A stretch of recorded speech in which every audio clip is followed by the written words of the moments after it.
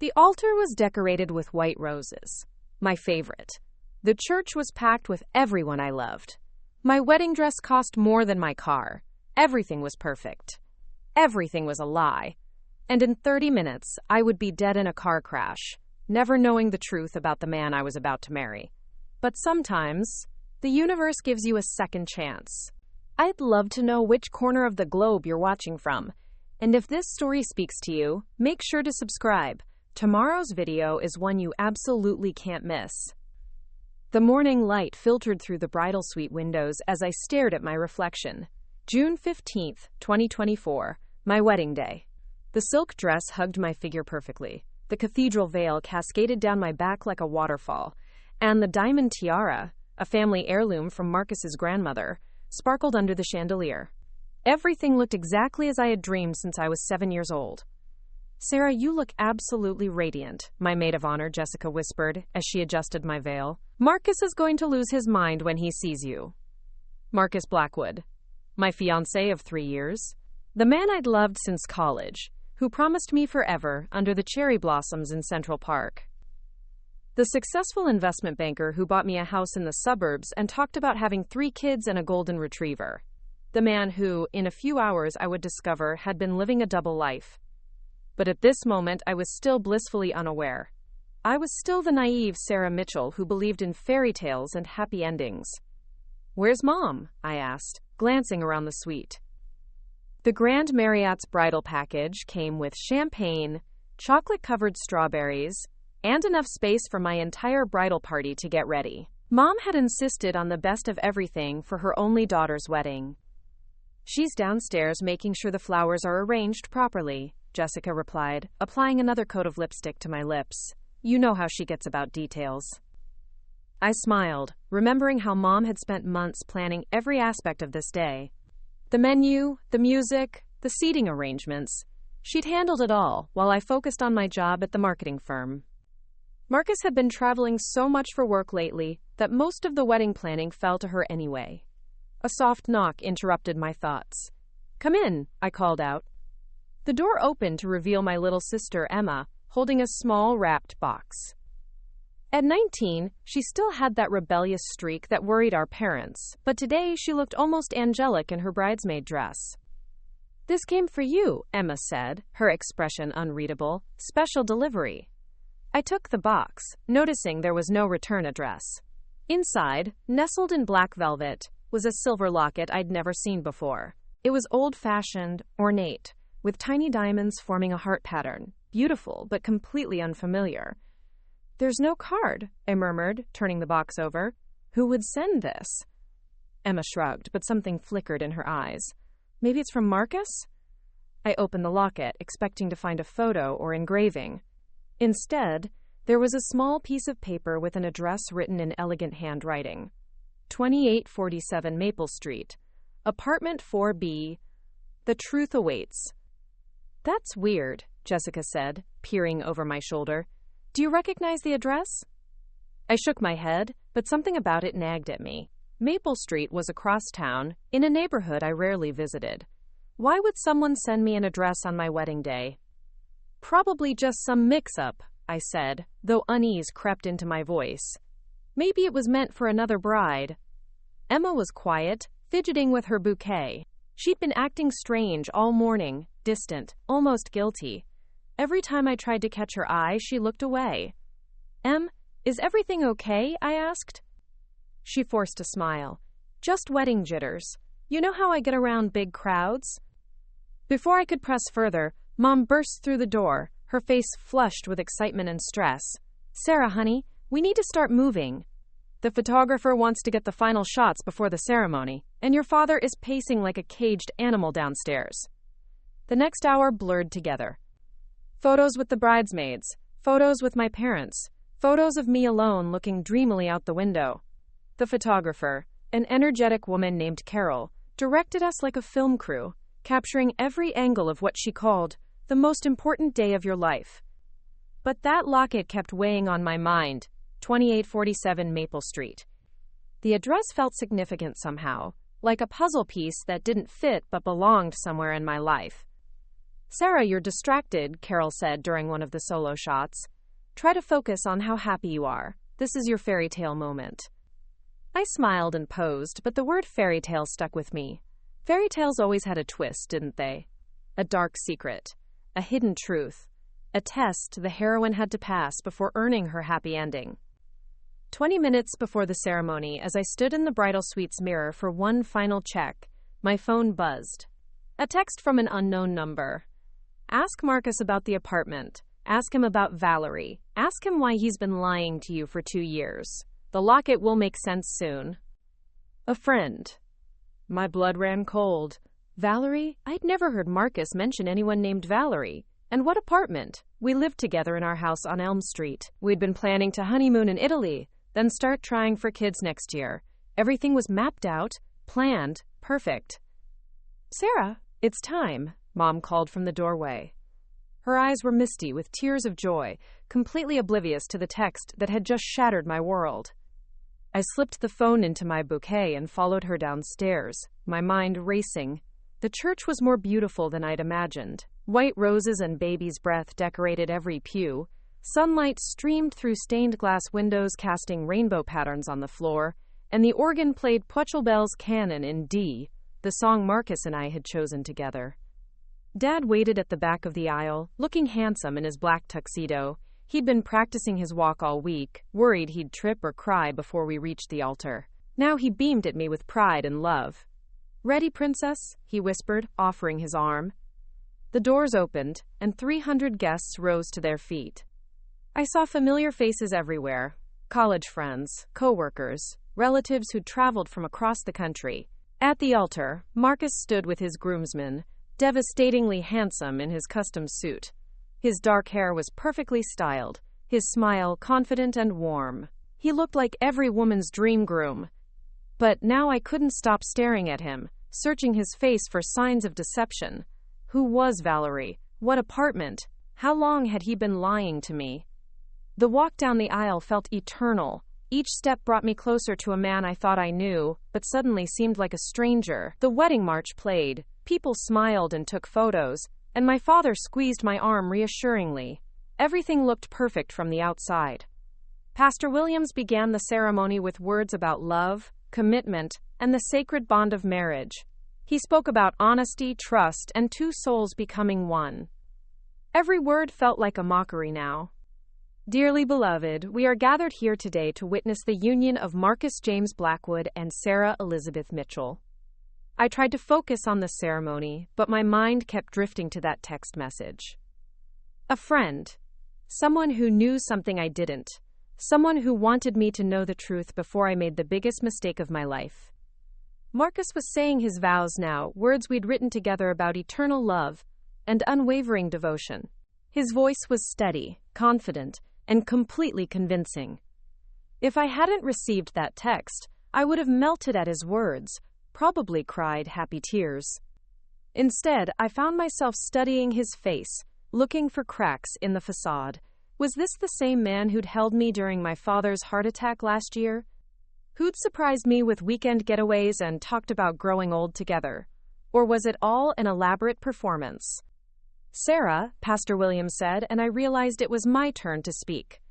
I opened my mouth to recite the vows we'd practiced, but different words came out instead. Marcus, before I can promise you forever, I need to ask you something. A murmur rippled through the congregation. Marcus's confident smile faltered slightly, confusion flickering in his eyes. Sarah, what are you doing? He whispered. Who is Valerie? The question hung in the air like a bomb waiting to explode. Marcus's face went pale, then flushed red. Behind him, his best man, Derek, shifted uncomfortably. In the front row, Marcus's mother clutched her pearls with a horrified expression. I don't know what you're talking about, Marcus stammered, but his voice lacked conviction. 2847 Maple Street, apartment 4B, I continued, my voice growing stronger. What's there, Marcus? What have you been hiding from me? The church had gone completely silent. 300 guests held their collective breath, sensing that the fairy tale was about to become something much darker. Marcus looked around desperately, as if searching for an escape route. His eyes landed on Emma in the bridesmaid lineup, and I saw something pass between them, a look of panic, of shared guilt. "Emma," I said slowly, pieces clicking together, "you knew, didn't you? That's why you've been acting strange. That's why you brought me the locket." My little sister's face crumpled, tears streaming down her cheeks. "Sarah, I'm so sorry. I wanted to tell you, but I didn't know how. I've been trying to find the courage for weeks." A lot of love and effort went into bringing this story to life. If you're enjoying it, we'd be so grateful if you'd subscribe to our channel. Now back to where we left off. The revelation hit me like a physical blow. My own sister had known Marcus was betraying me, and she'd kept it secret. The two people I trusted most in the world had been lying to my face. "How long?" I asked, my voice barely a whisper. "How long has this been going on?" Marcus finally found his voice, though it shook with desperation. "Sarah, please, let's not do this here. We can talk privately, work this out." "How long, Marcus?" He closed his eyes, defeated by washing over his features. When he opened them again, I saw the truth I'd been blind to for months. 2 years, he admitted. "But it doesn't mean anything, Sarah. You're the one I want to marry. You're the one I love." 2 years. While I'd been planning our future, dreaming of our children, trusting him completely, he'd been living with another woman. The business trips, the late nights at the office, the times he'd been unreachable, it all made horrible sense now. I looked out at the congregation, at all the people who'd come to celebrate what they thought was the happiest day of my life. My parents looked devastated, Jessica was crying, and Marcus's family appeared ready to flee the church entirely. But in the back, standing against the wall like he didn't quite belong, was someone I recognized but had never expected to see at my wedding, Alexander Stone. Alexander, Marcus's former business partner, the man Marcus had betrayed in a hostile takeover 3 years ago. The man who'd built his own empire from the ashes of that betrayal and become Marcus's biggest rival in the investment world. The man whose piercing blue eyes had haunted my dreams since the one night we'd met at a charity gala. Our eyes met across the crowded church, and he nodded almost imperceptibly. Something in his expression told me he knew exactly what was happening, and more importantly, that he'd been expecting it. The locket around my neck suddenly felt heavier. "A friend," the text had said. Alexander Stone was many things, but I'd never considered him a friend. Yet here he was, witnessing the destruction of Marcus's perfect facade. I turned back to my lying fiancé, still standing at the altar in his expensive suit, surrounded by white roses and broken promises. "The wedding is off," I announced, my voice carrying clearly through the silent church. I lifted my skirts and walked back down the aisle, past the shocked faces and whispered gasps, past my crying mother and furious father, past 300 guests who'd come expecting a celebration and were getting a scandal instead. But as I reached the back of the church, something impossible happened. The world began to shimmer around the edges, like heat waves rising from summer pavement. The faces of the guests blurred, the church started to fade, and I felt myself falling through space and time. The last thing I saw before everything went black was Alexander Stone's face, his blue eyes filled with something that looked almost like recognition. When I opened my eyes again, I was back in the bridal suite, staring at my reflection in the mirror. The silk dress, the cathedral veil, the diamond tiara, everything was exactly as it had been hours ago. Jessica stood behind me, holding the same tube of lipstick. "Sarah, you look absolutely radiant. Marcus is going to lose his mind when he sees you." I spun around, heart pounding. "What time is it?" 9:30, Jessica said, looking confused. "The same time it was 30 seconds ago. Are you okay? You look like you've seen a ghost." 9:30. The ceremony wasn't until 11. I was back at the beginning, reliving my wedding day. But this time, I knew the truth. This time, I had a chance to change everything. And this time, I wasn't going to waste it. My hands trembled as I reached for my phone. The locket, still in its mysterious box on the vanity, seemed to mock me with its hidden secrets. But this time, I knew what it meant. This time, I had the advantage of knowledge and 90 minutes to use it. "Jessica, I need you to do something for me," I said, my voice steadier than I felt. "Can you handle the final preparations? I have an emergency to deal with." What kind of emergency? Sarah, you're getting married in an hour and a half. Please. I grabbed her hands, looking directly into her eyes. Trust me. If anyone asks, tell them I'm having a private moment with my father. Buy me 30 minutes. Jessica's expression shifted from confusion to concern. Sarah, you're scaring me. What's going on? I can't explain right now, but I will, I promise. I was already changing out of my wedding dress, pulling on the jeans and sweater I'd worn to the hotel that morning. If Marcus asks where I am, stall him. Quote.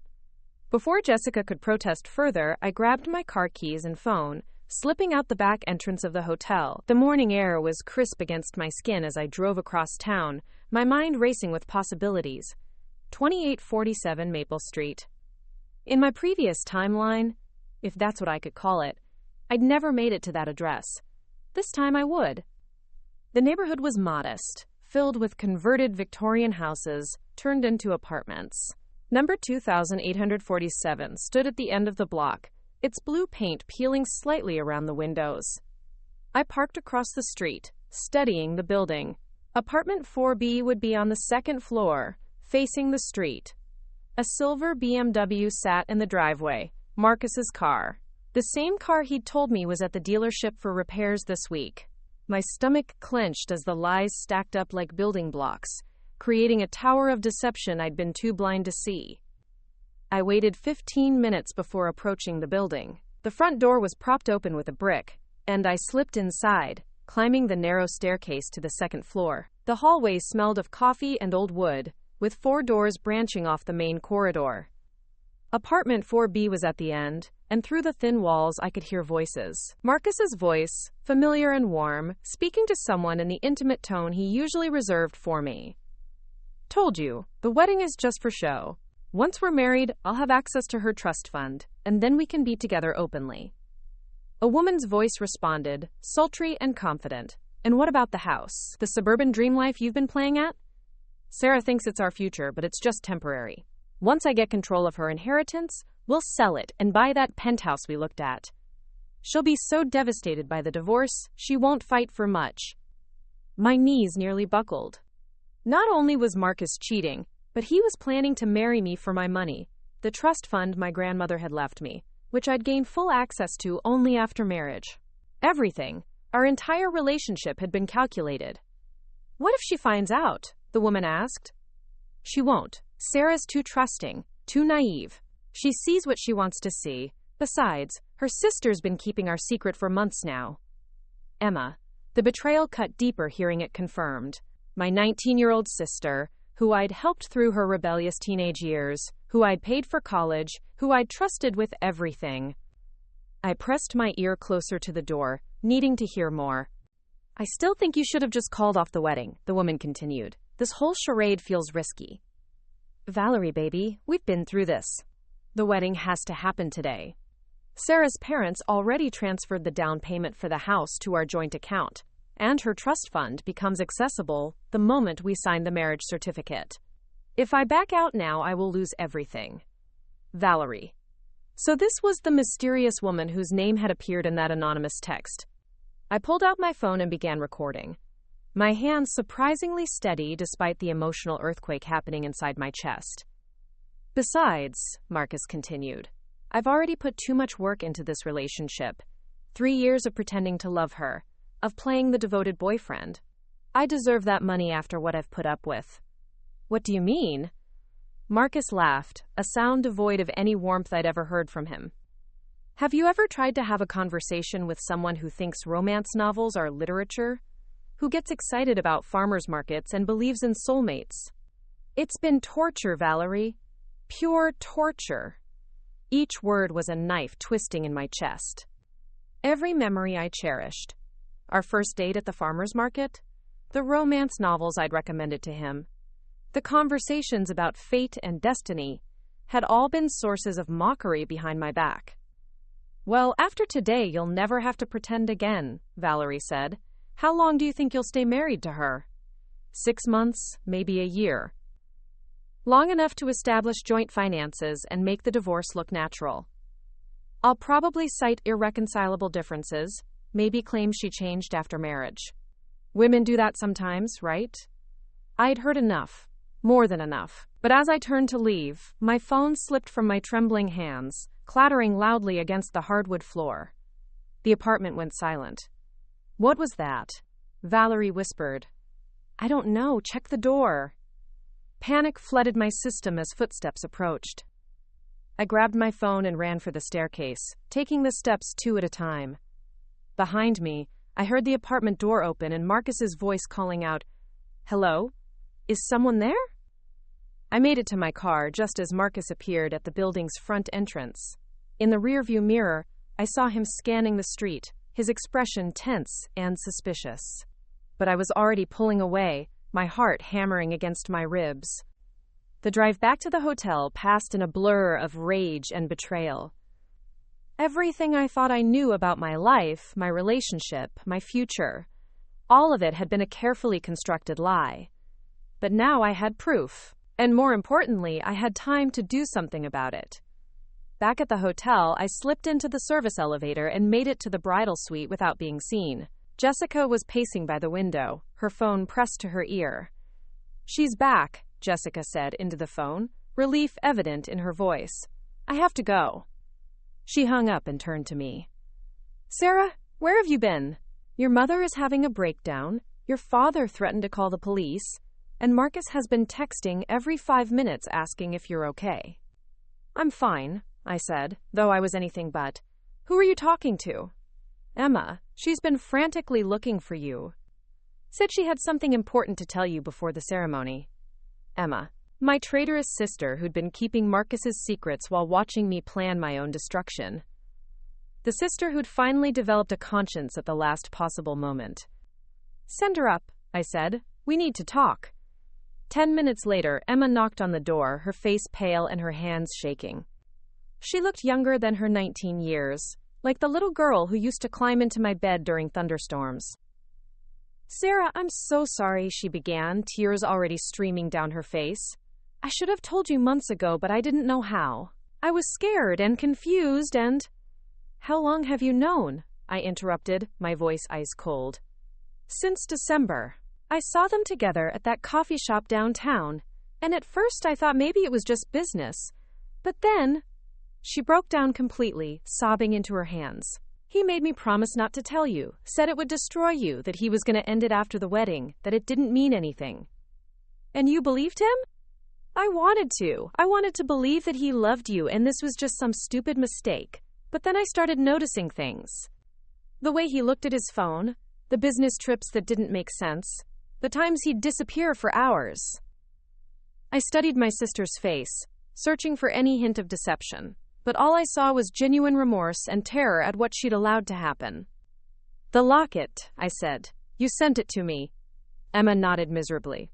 I found her address in his jacket pocket when he left it at our house last week. I didn't know what else to do. I thought if you discovered it yourself, maybe you'd think it was all some misunderstanding. I was too much of a coward to just tell you the truth. Who else knows? Nobody, I swear, just me. She looked up at me with desperate eyes. What are you going to do? What was I going to do?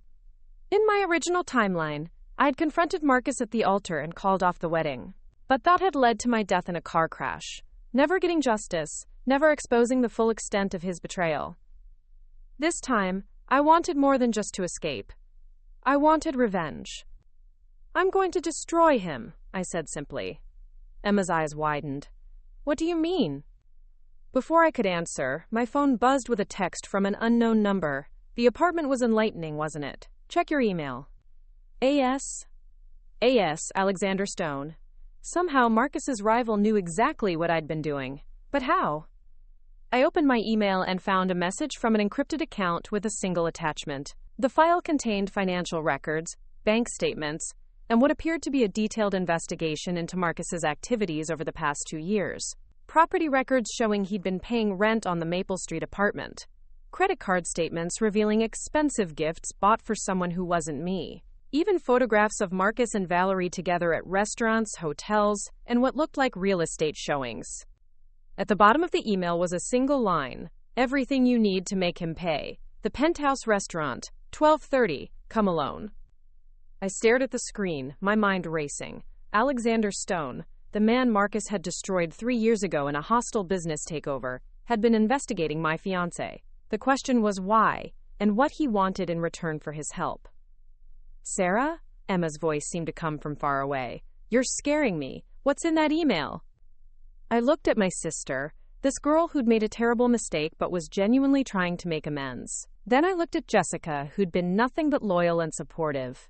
They both deserved to know what was coming. "Change of plans," I announced, standing up and moving toward my wedding dress. "We're still having a wedding today, but it's not going to be the wedding anyone expects." "What do you mean?" Jessica asked. I smiled for the first time all day, but it wasn't a happy smile. It was the smile of someone who'd been underestimated for far too long. I mean, Marcus Blackwood has no idea what's about to hit him. And by the time this day is over, everyone in that church is going to know exactly what kind of man he really is. The clock on the wall showed 11:15. 45 minutes until the ceremony, 45 minutes to put together the most important performance of my life. But first, I had a meeting with Alexander Stone. It was time to find out exactly how far my mysterious ally was willing to go to bring down Marcus Blackwood. The Penthouse restaurant's panoramic view of the city skyline would have been breathtaking under different circumstances. Today, it felt like a war room.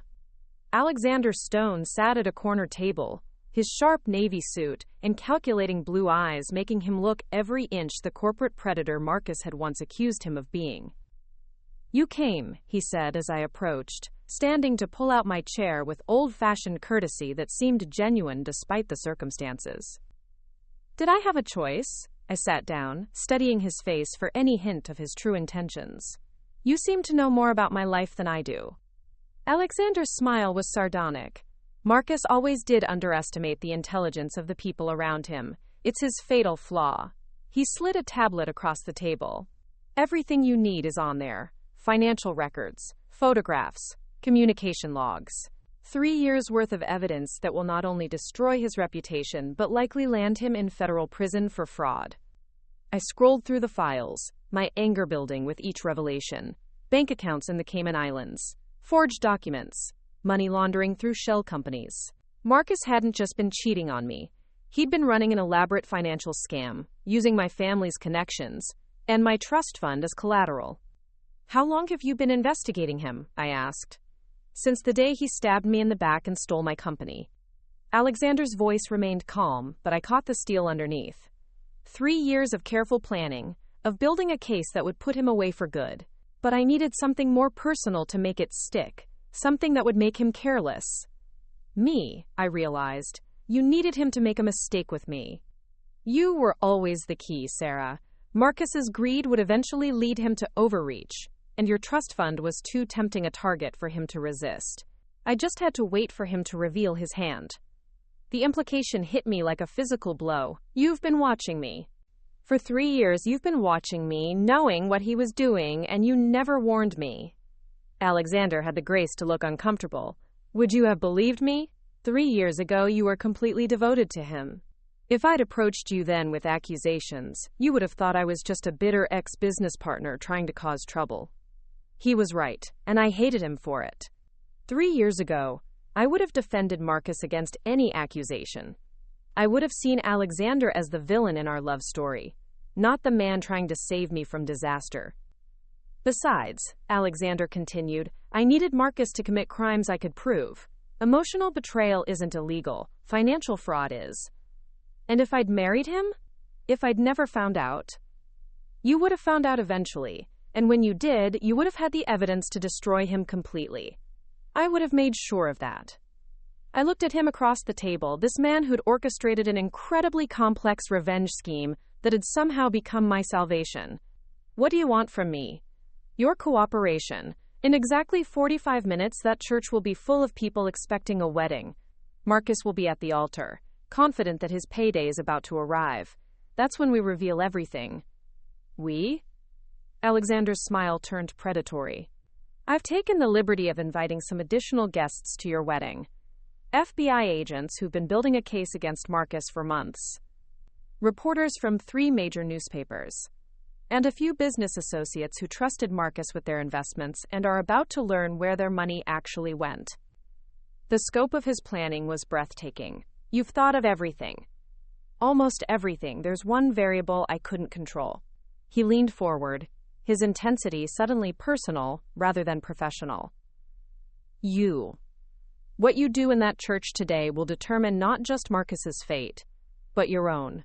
You can expose him publicly and watch his entire world collapse, or you can walk away quietly and let the legal system handle it. What would you do? I'm not you, Sarah. I've spent 3 years consumed by revenge, and it's cost me more than I care to admit.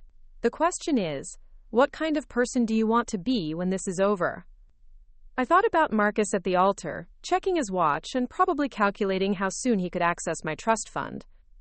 I thought about Valerie, waiting for him to call with news of his successful deception. I thought about all the people who would be at the wedding, believing they were witnessing true love when they were actually watching an elaborate con game. I want to be the kind of person who makes sure this never happens to anyone else, I said finally. Alexander nodded approvingly. Then we understand each other. We spent the next 20 minutes going over the plan. Alexander had positioned his people strategically throughout the church.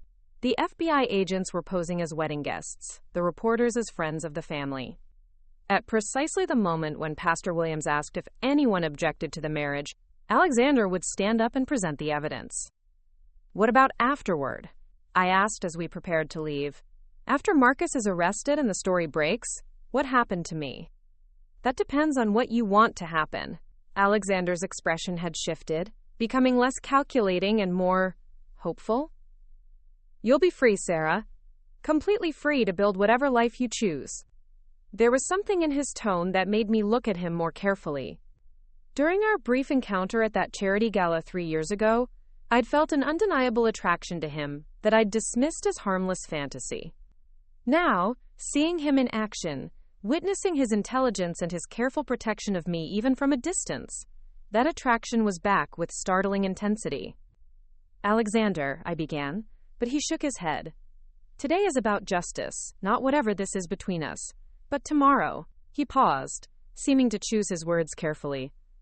Tomorrow, if you're interested, I'd like to take you to dinner, somewhere Marcus has never been, somewhere we can talk about anything except revenge and betrayal.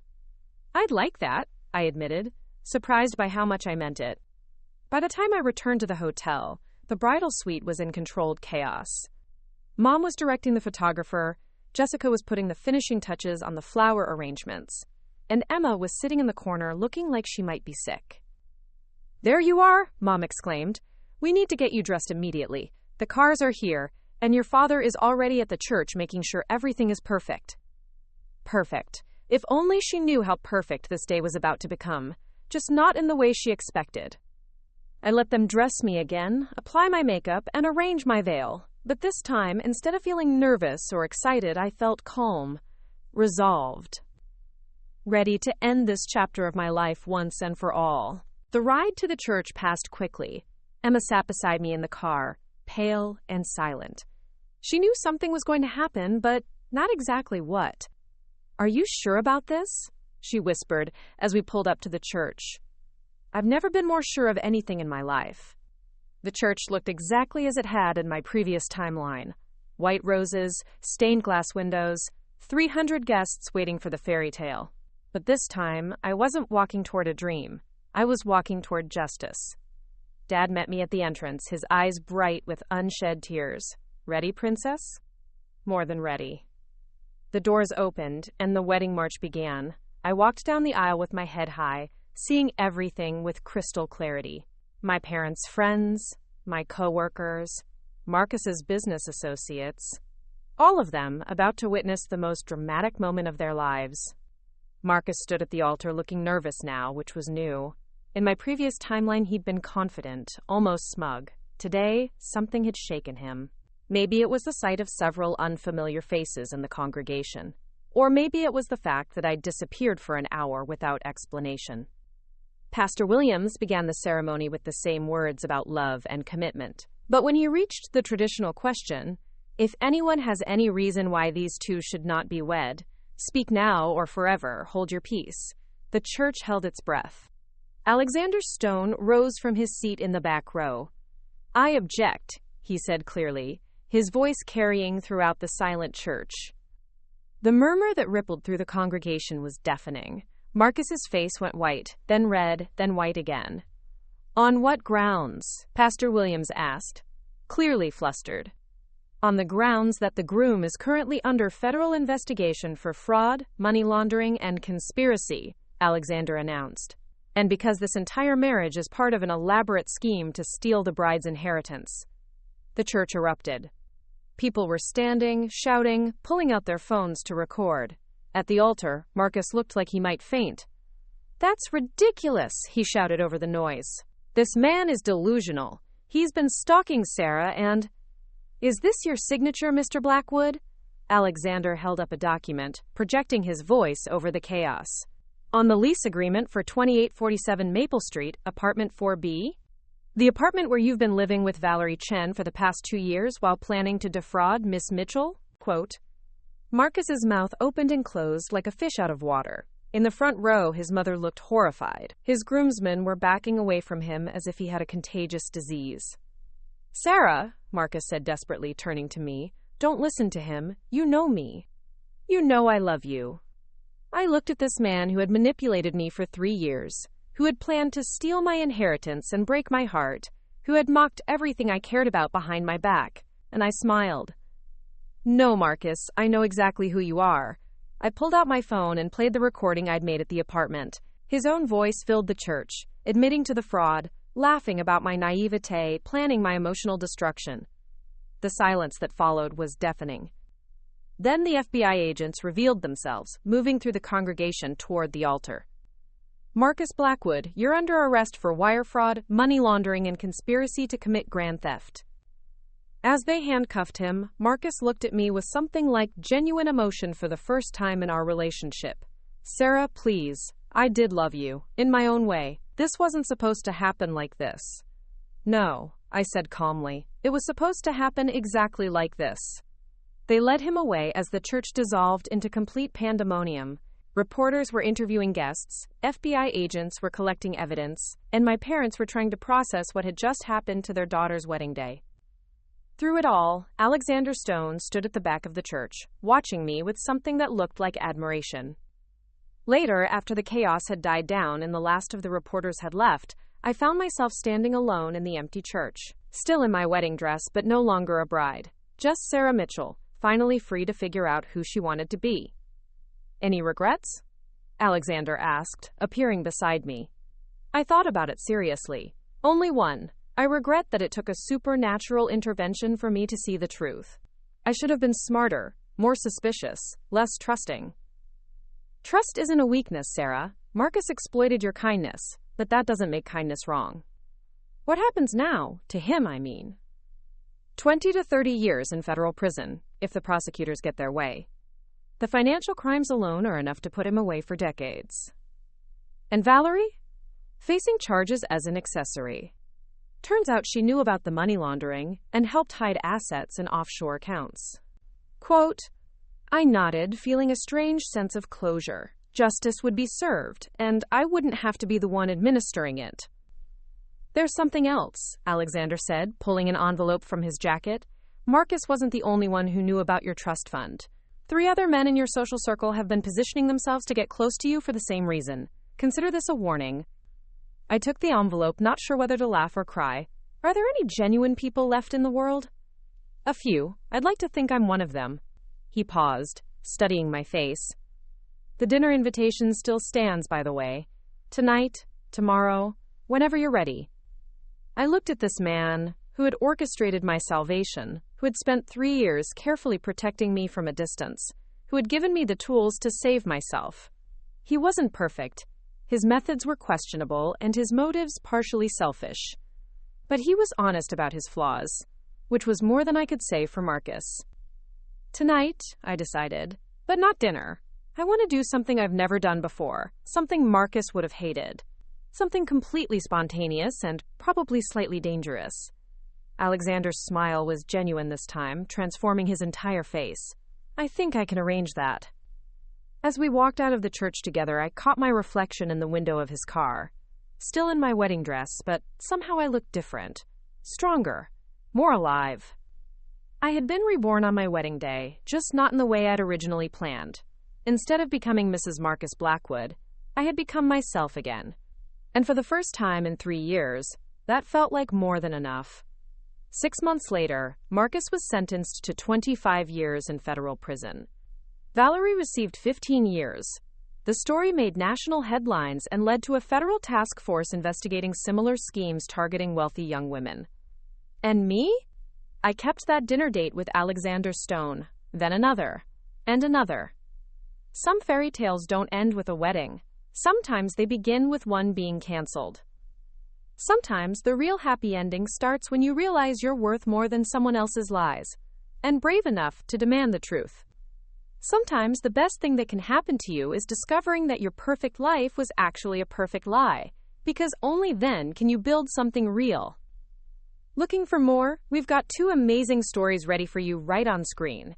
If this one touched you, these are absolutely worth your time. Click to watch them now. And hey, subscribe and hit that bell to never miss our latest uploads.